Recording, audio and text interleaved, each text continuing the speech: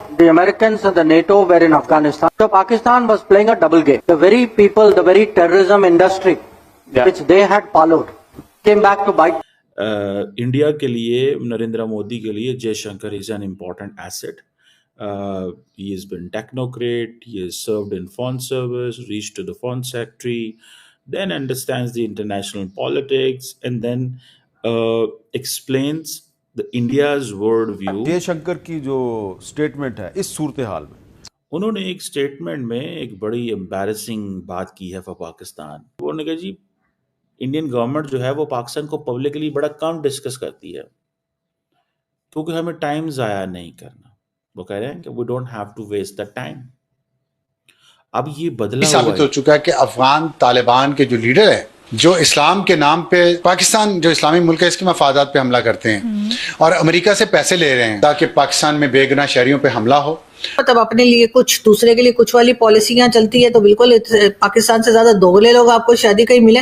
भारत की जो जुनूबी रियासत है आंध्र प्रदेश, वहां पे इन्होंने करनौल का इलाका है जहां पे लेजर हथियार MK2 उसका तजुर्बा किया है. ये लेजर हथियार की मदद से इन्होंने फिजा में प्रवास करने वाले एक ड्रोन को ताकतवर शुआओं से तबाह. क्या पाकिस्तान को इसे इग्नोर कर देना चाहिए या इसको सीरियस लेना चाहिए? देखिए, बिल्कुल इग्नोर नहीं करना चाहिए. सो ये चीज़ कहना कि हम वक्त नहीं ज़ाया करेंगे, इससे मुराद ये है वो पाकिस्तान को साइकोलॉजिकली हिट कर रहे हैं कि आपकी ज़रूरत ही नहीं है, you are no one in this region. But Jaishankar साहब की अगर हम बात करें तो कहीं ना कहीं उन्होंने ये जिक्र कर दिया, इन्वेंडो कह सकते हैं बेशक इसको, कि क्रॉस बॉर्डर टेररिस्ट एक्टिविटीज़ जब तक हो रही हैं तो ट्रेड को इनकरेजमेंट नहीं मिल सकती. In fact, then they discovered they had a further problem, which was the very people, the very terrorism industry which they had followed came back to. Hello, जय हिंद दोस्तों.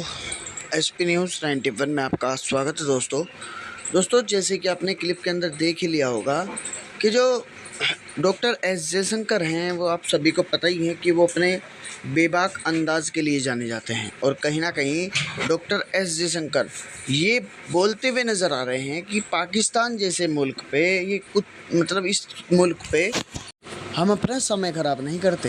कहने का मतलब उनका ये है कि हम इस गद्दार देश पे, गद्दार कौम पे, इन जाहिलों पर अपना समय बर्बाद करके हम अपनी तरक्की को पीछे हटाएंगे. कुछ इस तरीके का उनका इशारा था. और इस तरीके से इस बयान से जो उन्होंने दिया है, इस बयान से पूरे पाकिस्तान को कहीं ना कहीं मिर्ची लगी है, क्योंकि पाकिस्तान की कहीं इज्जत नहीं है. और ये बात S जयशंकर साहब ने साफ साफ तौर पर उन लोगों को बता दी है.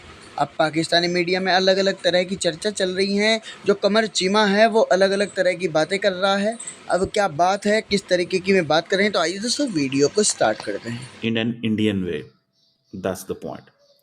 और अगर आप ये देखें कि जो उन्होंने कहा कि जयशंकर ने कहा कि जनाब जब से ये गवर्नमेंट 2014 में आई है तो पाकिस्तान को हमने बड़ा क्लियरली बता दिया कि दहशतगर्दी नहीं चलेगी, टेररिज्म. ये मैं समझता हूँ पाकिस्तान की बहुत बड़ी नाकामी है कि पाकिस्तान इस नैरेटिव को अनडू ही नहीं कर सका.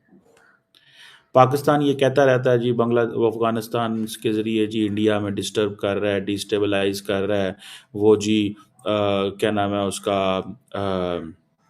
बांग्लादेश बलूचिस्तान के अंदर वो बैठे हुए हैं, हमें वहाँ पे सपोर्ट कर रहे हैं BLA को. कहते रहें, कौन आपकी सुनता है, क्योंकि आपको बात सुनानी नहीं आती.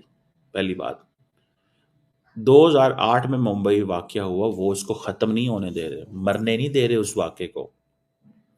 2008 में एक वाकया हुआ मुंबई के अंदर 26/11, और ये हो गया 2025. तहव्वुर राना को भी वो ले आए हैं, वो उस एक वाक़े को जिंदा नहीं होने दे रहे.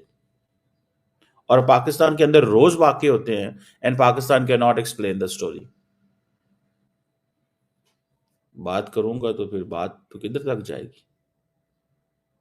और ये कह रहे हैं कि जनाब हमारा जो है ना वो हम अपने एडवोकेट ही को नहीं पाया ना इन्होंने कोल. Government doesn't have an advocate to make a case, और if you have a case explain it to the world, and if you don't have a case then how come the world is going to listen you. So मुझे ये लगता है कि ये वो जो कह रहे हैं, अब उनसे सवाल किया गया कि जी पाकिस्तान, वो ने कहा जी इंडियन गवर्नमेंट जो है वो पाकिस्तान को पब्लिकली बड़ा कम डिस्कस करती है. क्योंकि हमें टाइम ज़ाया नहीं करना। वो कह रहे हैं कि we don't have to waste the time.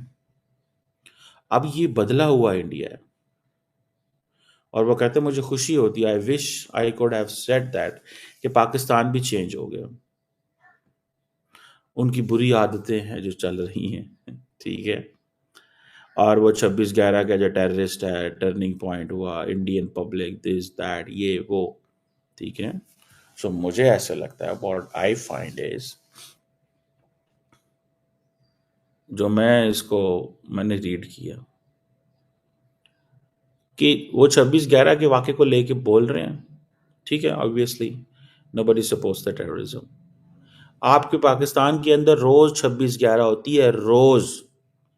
But if you can not connect the dots properly, whom shall we blame? किसकी बात करें?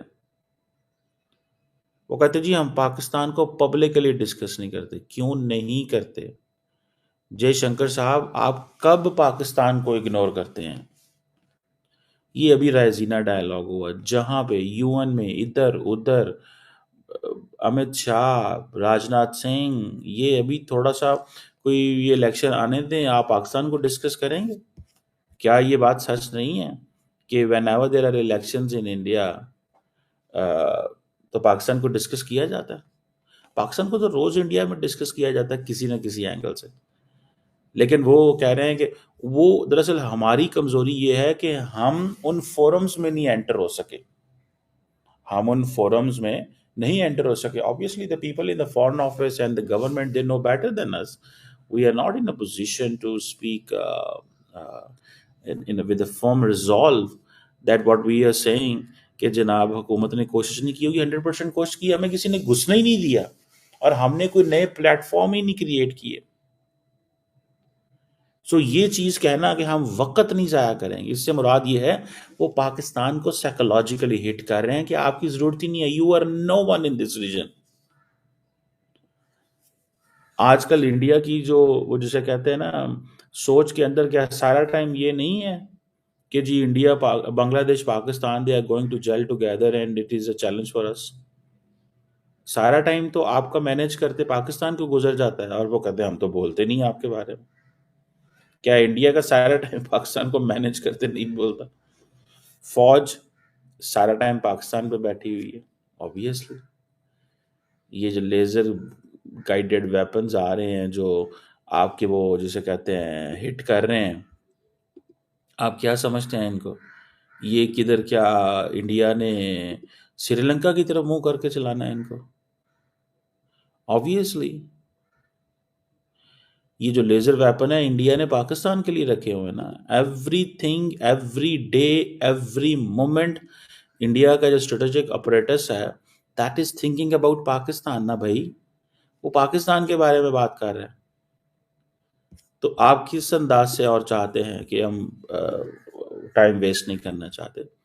May be he is right कि वो कहते हैं वो जरूरत ही कोई नहीं है टाइम की, हमें इनको टाइम देके क्या करना है। दरअसल पाकिस्तान की कमजोरी कोताही है, पाकिस्तान इंटीग्रेट नहीं हुआ रीजन में, पाकिस्तान नए फॉर्मूलाज डिस्कस नहीं किए, पाकिस्तान को सार का छोटा सा एक ऑल्टरनेट प्लेटफॉर्म खड़ा कर देना चाहिए था। ये पाकिस्तान की कमजोरी है। पाकिस्तान डरता रहा है, अभी भी डर रहा है, कॉशियस भी है, डरता भी है। बांग्लादेश इंडिया के हाथ में था, सीधी सी बात है, मानना पड़ेगा। श्रीलंका को पैसे चाहिए थे, पाकिस्तान दे नहीं सकता था, वो बात तो फिर पाकिस्तान की भी गवर्नमेंट की ठीक है। Maldives was in transition, Afghanistan was in transition, resources हमारे पास थे नहीं, पॉलिटिकल इंस्टेबिलिटी थी, इकोनॉमिक इंस्टेबिलिटी थी, तो हमारी तो इंटरनल लड़ाई ने हमें बहुत पीछे छोड़ दिया ना।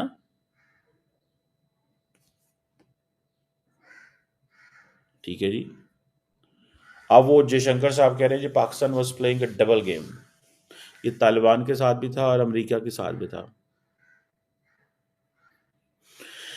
अच्छा, तो पाकिस्तान तो शुरू से दुनिया को ये कहता रहा कि बगैर तालिबान से आपको बात करनी पड़ेगी, ये आप लड़ नहीं सकते। तो तालिबान क्या कहते हैं? तालिबान यही तो पाकिस्तान को कहते हैं कि भाई साहब आपने हमारा नुकसान कराया है। तो वो अमेरिका के साथ मिलकर नुकसान हुआ ना तालिबान का। अमेरिका के साथ मिलकर ही तालिबान का नुकसान हुआ तो तालिबान हमसे नाराज है ना, या वहां पे वो लोग नाराज है ना। आज तालिबान क्यों नहीं हमारे साथ बैठते? अगर वो हम तालिबान के साथ थे तो वो क्यों नहीं बैठते हमारे साथ? भाई we were partnering with the United States. हमने जितनी अमेरिका के साथ